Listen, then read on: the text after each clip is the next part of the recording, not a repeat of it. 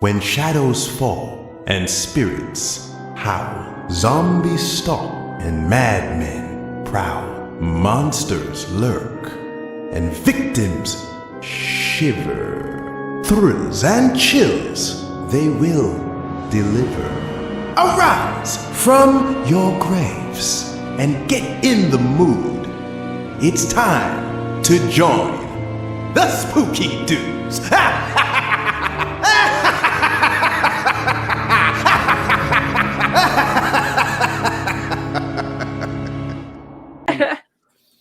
Knew I was going to screw something up, and I did, but it's okay. Nobody saw it. Couldn't even tell. Couldn't even tell. Hey guys, okay, we're back. Spooky Dudes is back again after hiatus number 412 or whatever. But tonight came out of the depths of the catacombs to talk to two special guests here. We've got Zoe Wassman and Malachite Saaquya. Hello. From Bampire. Hey. Hey guys, how's it going? Oh, super good. Good. We're super stoked to talk about our film. So I am super stoked to talk about it too, because it kind of just came out of nowhere for me. You guys popped up on my Instagram, and I was like, what an interesting name for a movie. We all like vampires, but why is this one Bampire? So can you guys tell us a little bit about the movie? yeah, absolutely. So Bampire is Bambi plus vampire. And ultimately our film largely centers around a shape-shifting cryptid that follows a lot of vampire lore, as well as playing with some of the aspects of a werewolf. So we do call it the ultimate shapeshifter, or Mother Nature's next predator. So that's where like the name kind of originates. And our film is a creature feature. So it largely is about the vampire and 5 community college students that it terrorizes in the woods. I mean, what's better than that? I mean, terrorizing college kids in the woods is it's worked for generations. So Exactly. now we've got a shape-shifting Bambi vampire predator thing going. So I love it. Yeah, well, so we're big horror fans, and we set out to write a movie that just honestly kicked ass and was youthful and fun and exciting and provocative and bold. And then somehow that turned into what we called Deerpire at the time. And it was still about a shape-shifting deer, but it was a reference to like our backyard out here in Oregon, and just something that had a lot of heart to it. And then growing in that process, in like the creative direction with it, we realized Bambi's a deer, and we feel really strongly that we'd like to compete with other films out there that are capitalizing on people's nostalgia and people's reference points, but maybe not doing it with a sense of depth or a real true love for the art form, and more of like a artistically exploiting the idea of like everyone knows about this, so of course they'll check it out in a horror form. We're not about that shit. We wanted to make something really fun, really good, and really unique, and so that's what Bampire is. As much as it might sound like any other Bambi horror spoof that's coming out this year, it's not. Is there another Bambi horror spoof coming out? Yeah, it turns out the folks who are doing Winnie the Pooh Blood and Honey are also coming out with Bambi the Reckoning, which is like a feral Bambi movie. And ultimately, like, that's very cool. That's very great. It makes sense that people are ultimately like using these stories over again because they were so wonderful. But our movie is actually inspired by the original novel. So it plays with a lot of the themes that Felix Salten did in Bambi, A Life in the Woods, which is a pretty dark book. Ultimately, it really draws a lot of allegories and comparisons between the natural world and war times for mankind, and how ultimately mankind is often painted as at conflict with nature, being at conflict with nature. And one of the things that the original novel focuses on is actually how nature itself is very warlike.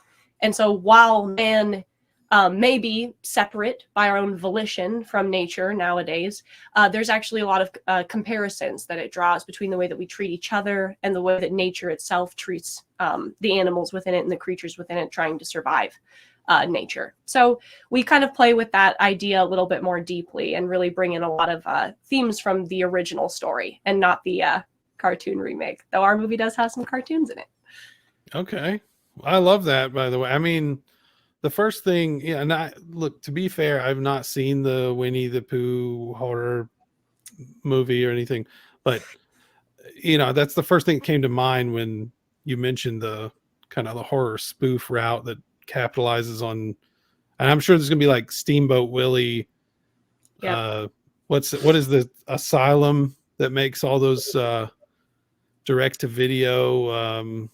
Yeah, I'm not sure, Yeah. but I know that they're coming out with a Steamboat Willie horror movie. So it's on us. We're gonna see dozens of them, I'm sure. Yeah, yeah, absolutely. We would like to stand out from that crowd as being a film with a lot of heart in it.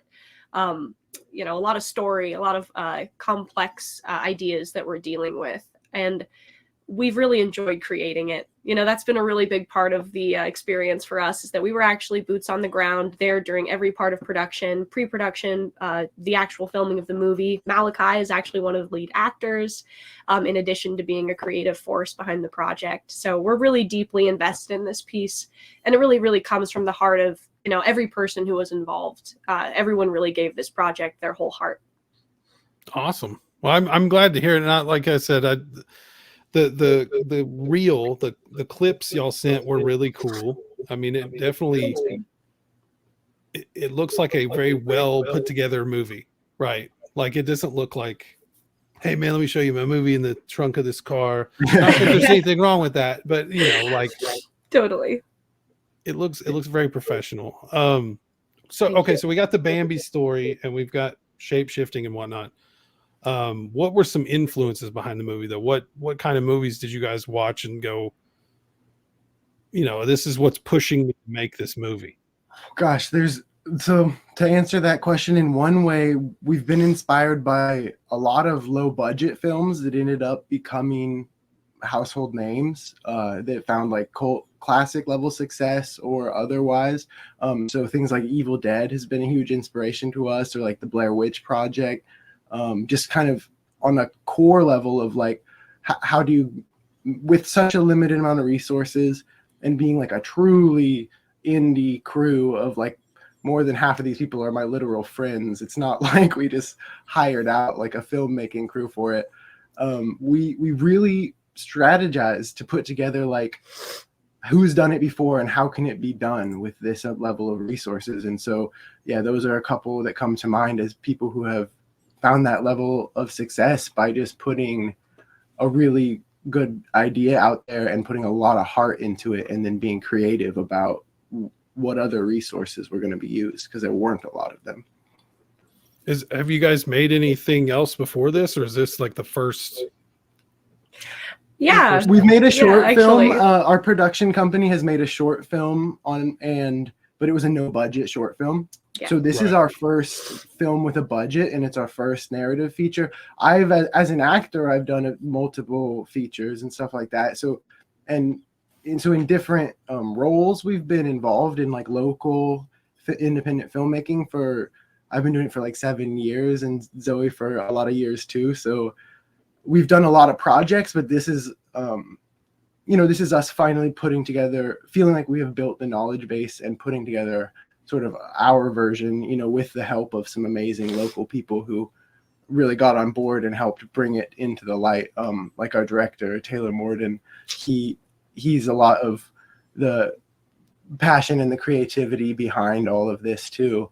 But it's especially with Taylor and then Zoe and I as the creators of the concept, it's our sort of step out of fully independent, more like on the amateur level of filmmaking, and then towards, we know how to do it well. We can make something that is going to be incredibly profitable if people see it.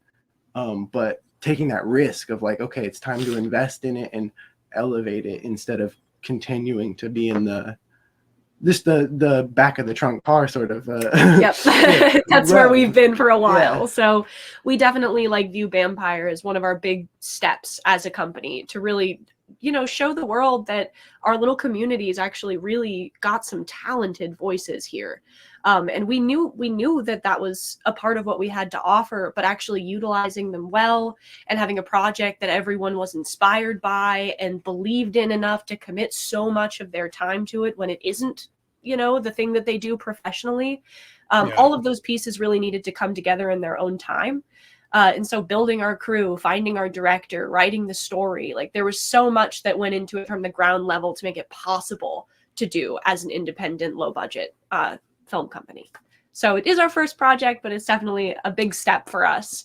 And we've really taken a lot of time and care in making the choice to step into the industry in that way. And so that's our history, but what do we want Bampire to be like, and what films does Path Films want to create? We want to make modern, relevant, artistic horror films, some stuff like It Follows or The Menu, or Talk to Me. Like those are some of our current top level inspirations as artists. At least those are some of mine. Well, I mean, everyone has to start somewhere, right? But I mean, from what I've seen, I mean, I don't know the story, right? Because I've seen like 3 minutes of clips with, no context whatsoever. But I mean, it's legit. I mean, I think you guys really got something, like special on your hands. I can't wait to actually see the thing completely realized. Yeah, we appreciate that so much. Hey everybody, what is up, my dudes? If you're enjoying this episode, please do me a favor and head over to patreon.com/spookydudes. That is where you can get full-length episodes that are unedited. Sometimes for YouTube, we have to edit for content. Pretty much always have to edit for time. So if you want to get those full-length episodes, please head over to patreon.com/spookydudes. And we really appreciate you watching. Thanks so much. In a world of like, I still buy Blu-rays and things like that, but I think I am, I got Blu-rays and stuff sitting here, right? Like everywhere. But I'm sort of the minority now. What is the plan? I don't want to get too deep into the weeds here and like talk about stuff you guys may not want to, but is there a plan for distribution? Are you trying to get with like Shudder or Screenbox or somebody to try to get, like national distribution, something like that? I mean, we've got big dreams, ultimately our goal for Bampire in a broad sense would be for everybody to see it. Right. So we were open to whatever pathway gets Bampire in front of the most people possible. And as independent filmmakers, that's kind of where you have to be. You have to keep an open mind. There isn't a solid path into the industry for people like us. And that's just reality right now. So ultimately, a streaming service is our number one goal. We would love to continue to own Bampire so that we could go on and make Bampire 2 if we wanted to, and if our fans wanted us to. But in the meantime, really what we're most focused on is, I'm sure you could assume, finishing the film. And once we have a finished product, and especially if we can get it done at the level that we think that it deserves, to really polish this gem and make it shine as bright as we know that it can. If we're able to do that, then I think there's no telling how high this could fly. Like as you've seen and as we've seen after 3 weeks on set watching this movie come together frame by out of order frame, we've really got something that a lot of people have put so much love and dedication into that it does feel like it would be surprising, if it didn't kind of take on this spirit of its own, because it is 25 people who all are working their butts off to make this happen. So, we're sitting here right now, but all of the people involved in this project have been repping Bampire since we stopped filming. So we're just hoping that if we can get enough love and support from the horror people out there, then maybe we can actually get this thing out to you guys by Halloween of this year. And who knows how that's going to happen, but that's the dream, right? Hey, you can do it. I mean, look, you hit up enough scrubs like me and get interviews, that's going to go at least somewhere, right? all thanks for five having us, people that Mike. watch this show, all 5 people will check out the Indiegogo. Thank you. Oh my gosh, that means Hopefully, we'll get you everything. some more than that. That's No, I mean, if Hey, 5 counts. yeah, everything counts right now because it's tough. Like we're at this place where we've been like eating ramen noodles and living in bad apartments, for a lot of years to build up to this, and now we've made something that really could be profitable and it just kicks a bunch of ass. So we're at just right at that pinnacle between it all where things are crazy and stressful and but also where there's so much hope, and it's so like any amount of work that comes up, we'll do it. we're ready to go. And the thing about Bampire is the story is the best part, and I want to show that to like anyone who wants to read a script, email me because you'll get to see how good Bampire is. But until we have it edited with like a good audio mix and all of those things, it's kind of you'll have to take that leap just to kind of imagine like what could this be with great acting and great dialogue and hilarious moments. Yeah, we've got so many of those already on film and already finished and in the can. But really stitching it together is such a huge part of the voice of a project. You don't realize how important a color grade is and how important the music is or how important the sound editing is until it's bad. And then you realize, oh man, if that had just had that much more support or love or money or whatever it's missing put into it, then what could it have been? And so right now, like, although we have this, like, as you've seen, this collection of just breathtaking, just reality defying footage, because there's, by all rights, we never should have been able to accomplish this insane project with the amount of money that we've had to put toward it. Although we have done that as a team, there are so many jobs left. I mean, there's still about half of the work to do in reality when it comes to creating a film. What we've done is pre-production and production, and that's maybe 50% of the work. So if post-production, like we've talked about with color grading, sound mixing, adding music, if that's half of what we have left, then there's still a long way to go before Bampire is what we know that it can be. But we're working we're working as hard as we can to get it out to you guys as fast as possible, but we've just put everything that we have toward it. And at this point, we need some help, getting it over the finish line. Well, yeah. If I can climb up on a soapbox here for a second, Get it. Nothing in life is free, right? Like essentially, even if I go take my phone and film something outside and edit it on my computer and stuff, I've still spent time. Right, I've spent some portion of my life has been spent towards it. Things like this, art, in anything in horror, writing, making films, making toys, making little plastic Frankensteins. Okay, like this stuff all costs money, and I don't think anybody's out here just being like greedy assholes. It takes money to do things and to live. So if people want this project to be the best it can, they got to pay up a little bit of money. That's just, everybody needs support. So Absolutely. It's one of those things that, like, if people can step up and say, hey, there is an audience for this, it takes a lot of the guesswork out of it for independent filmmakers. And filmmaking, here's my soapbox moment.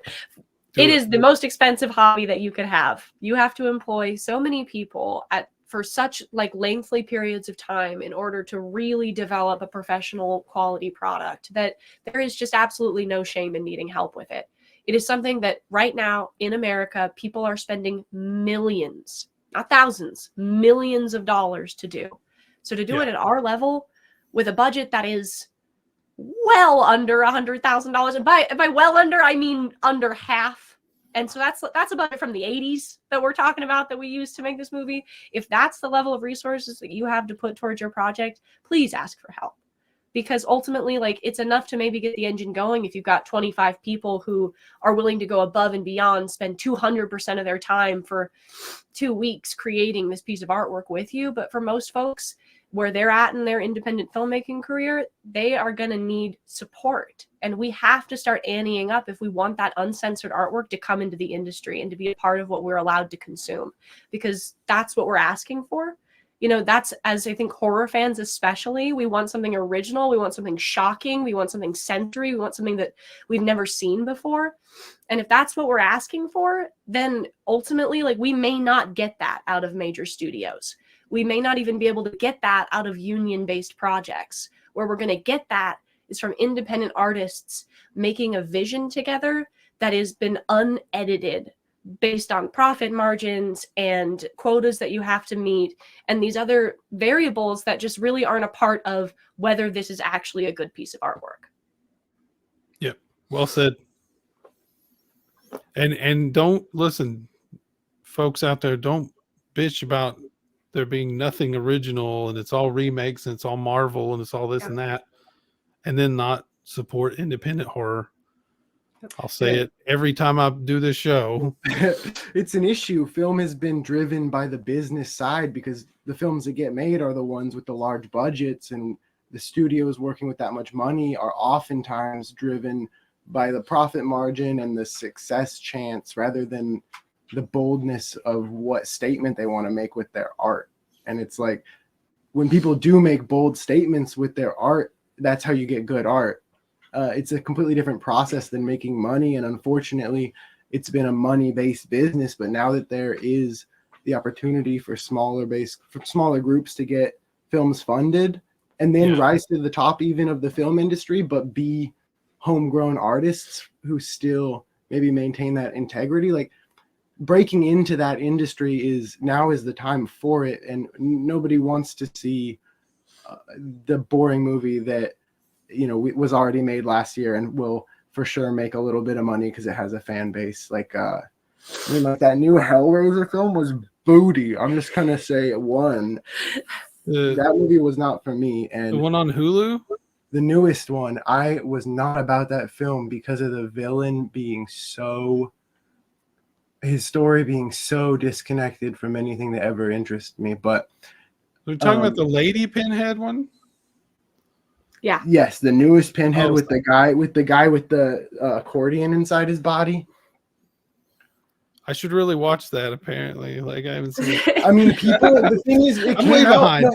It came out and it got a lot of love, and that's because it had some really cool, practical, like, costume makeup stuff. Like, there's a ton of money was put into it. It's easy to make it look good, but when you actually watch the film, you'll realize it doesn't have that heart, and it's not anything new. It's none of that. When you look at the original Hellraiser screenplay written by Clive Barker, the amount of depth and story that is in that document is just breathtaking. And I think ultimately when we see these franchises happen, I think it's easy to get hyper-focused as a company on how much you'll be able to make because it has such a large fan base. And that's one of the downsides of doing independent film, is that there oftentimes isn't already a fan base that you're reaching out to and creating something for. And like we've said, it's a bit exploitive, really, to be making even movies for people who love a franchise when there's no heart behind those movies. Like, no matter what movie we're talking about, it's something that is literally taken over our market. And so now it's like, if you don't already have that audience, if it's not based on a book or it's not a remake of something or a continuation of another thing, then they're not going to take the risk on you. They're just going to see you as someone who doesn't have a following, and ultimately they're going to have to work really hard to get one for. So for us, like, if our following is going to be dads, and people who are out there watching podcasts and people who love practical gore and 80s movies, like, we don't care how many people are out there loving our film because we made a film that we love. We made the film that we want to see, You guys have got to get into conventions and film fests, like smaller film fests. Ultimately, like, that for horror is even like, even if you hit 100% funding and stuff, like, just getting it in front of eyeballs that like care about this stuff. That's the people that go to conventions and sit at their table and try to convince people like me to buy their movie when they walk up, just to buy a copy. I'm not some baller or anything like that. Just to buy a copy to take home, right? Like, and like at our con, we have a film fest for shorts, for like 10-minute shorts. And it's crazy. The stuff people come up with strictly just for our little show, where they're not going to make any money. We don't have enough money to pay them like prize money. That doesn't happen. But just to show the stuff in front of an audience of like-minded people who will sit there and just, yeah, you know, cut off her head, whatever. You know, they're just just for that kind of community is awesome. Like that's, I mean, the only like studio that's doing anything like independent is like A24, and even I've heard that they're going to start doing more like mainstream stuff because they got to make money too, you know what I mean? Like you can't. Yeah, but they started out just like us. They were an independent film house. You're totally right. You know, it's one of those things where they caught fire pretty quickly, and I hope they can maintain. I mean, personally, I think that they're one of the better representatives, you know, for what could happen if people set out and tried to make artwork on their own.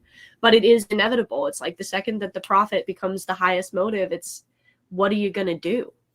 You know, of course you're going to make that thing that you know is going to sell. You're a business person. But if you're working at it from the perspective of being an artist, you can't always just be an artist. You know, you can't make every decision and just spend all the money. And I mean, there's hundreds of limitations that you're going to face no matter what, whether you own that business or you're just working for it, you're going to face limitations. But the spirit of no sacrifices toward this piece. We will sacrifice where we have to in order to make this movie. You know, for what, you know, for an example, our movie actually does deal with live action performances. Absolutely. So real actors acting with each other in real life. But we also have an element of hand-drawn animation. So our monster, while you do see a version that is live action, fully made up and costumed, you also see our monster in 2D hand-drawn animation over live action footage, kind of like Who Framed Roger Rabbit.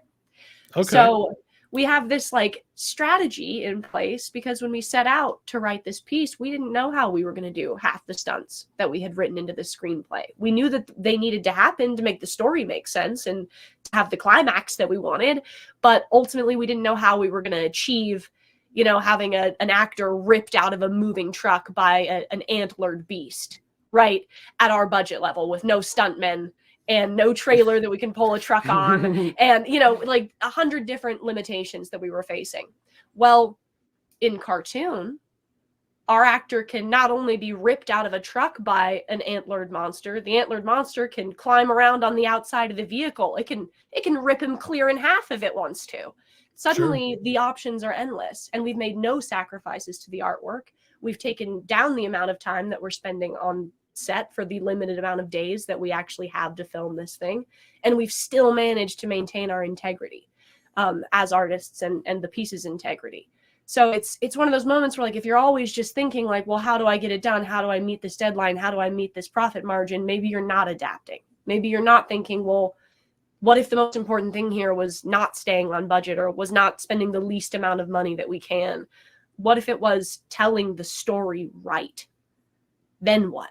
Then what could we come up with? And that was like the question that we asked ourselves almost every day of production and pre-production. And turns out we didn't have to lose anything. We filmed for only 3 weeks, but we didn't miss a scene. I mean, it doesn't happen. Yeah. No, I mean, I'm excited about it. Yeah, and we just want our chance. I mean, we get fired up and everyone's gonna have opinions about art, but we just want our chance to be compared to other horror films and see if y'all like it. I think getting out to the festivals is a really awesome way, and our goal right now, like, is to raise enough money to finish the film, and then if we raise enough money to enter some festivals, that's probably where all of the funds that we receive as a company are going to go. So we're going to get Bampire as far as we possibly can before having to make a deal upon selling it, and if that means we can show it at festivals for a while and just get it more eyes on it earlier, and then potentially even raise the value of it and get a better deal when we do sell. We want that so badly, and we just literally started the production company last year, so like we're just in the red at this point, and there's no money to be spent on anything until we can recoup some of it. And that's where we're at. But we know Bampire is going to be loved once we get it in front of some audiences. So, and right now that's what we're doing. So just even listening to us talk is like, it's a little piece of that pie, like of getting one step closer to just being compared to some of those films. That's really all we want. As a convention promoter, I can understand running in the red. You get it. Yeah, we've definitely, like, it happens, you know, like, and it's part of our industry, you know, that it's a high upfront cost. So we're willing to paddle through it.